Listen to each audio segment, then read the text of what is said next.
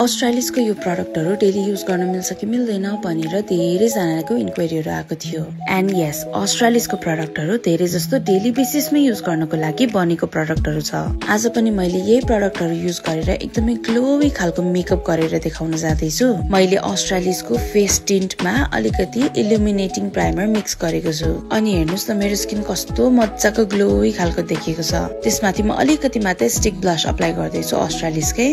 अनि आजको बेस मेकअपमा चाहिँ म यति मात्रै गर्छु। मैले हिजो पनि स्किन टिन्ट लगाएर गरेको मेकअपमा चाहिँ धेरै जनाले तपाईलाई यस्तै खालको मेकअप सुहाउँछ, यो भन्दा धेरै मेकअप चाहिँ नगर्नु भन्नुभएको थियो। So this video is specially for very simple and daily makeup. आँखामा चाहिँ मैले आइलाइनर मात्र लगाएको छु अनि ब्राउ मस्कारा लगाएँ। अनि लिप्समा चाहिँ मैले मेरो फेभरेट फेरी फ्लस भन्ने शेडको लिप ग्लस लगाएको छु। अनि यो प्रडक्टहरु ड्राई, ओइली वा कम्बिनेसन अथवा सेन्सिटिभ स्किनलाई चाहिँ मिल्छ कि मिल्दैन भनेर पनि सोध्नु भएको थियो। एन्ड द्याट इज अल्सो यस, यो प्रडक्टहरु सबै स्किन टाइपलाई मज्जाले सुट हुन्छ। मेरो मेकअप चाहिँ आज एकदम पिंकी गर्ली खालको भएको छ। हजुरहरुलाई पनि यस्तो मेकअप मन पर्छ भने do recreate this look. By.